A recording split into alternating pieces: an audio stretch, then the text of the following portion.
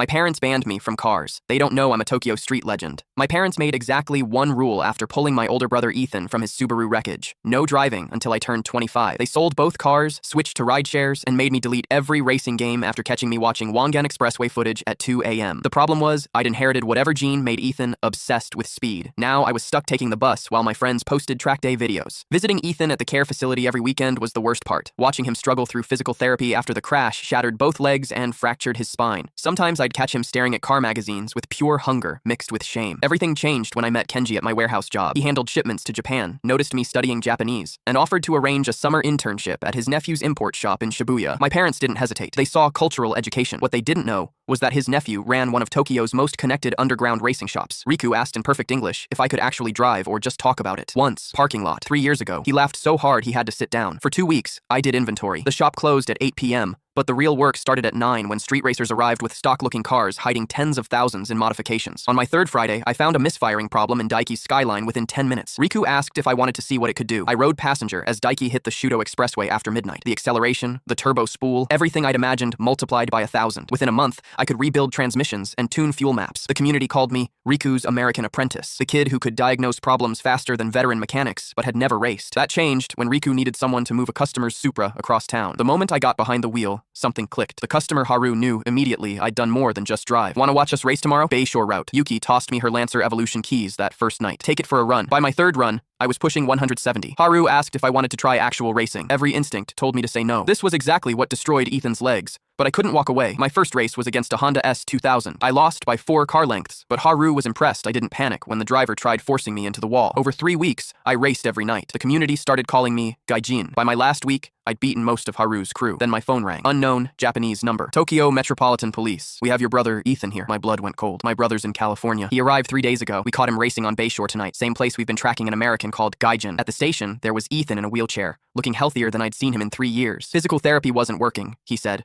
Doctors said I might never walk, so I used the settlement money to find Dr. Tanaka, specialist who uses racing simulators for spinal rehabilitation. High-stress scenarios, reconnect damaged nerves. Mom and Dad think I'm in Arizona. He looked down. I've been watching you race for 2 weeks. You're better than I ever was. The officer cut in. Dr. Tanaka paid his fine. You're both free. Next time, we press charges. Outside, Ethan stood up from the wheelchair with obvious effort. I'm walking again. Not perfect, but walking. The sim therapy worked. He paused. We're telling Mom and Dad everything. The video call happened from Riku's shop. Ethan explained the experimental therapy. I explained the racing. Dad's hand shook, but he listened. You could have died, Dad said. Or we could have never lived, Ethan replied. I spent 3 years wishing I'd never woken up. Long silence. Are you actually better? Mom asked. Ethan stood and took 5 unsteady steps toward the camera. My parents know now. They're not happy about it, but Ethan walks with a cane. And I'm still Gaijin, still racing the Bayshore route. Turns out the thing they feared most was the thing that saved us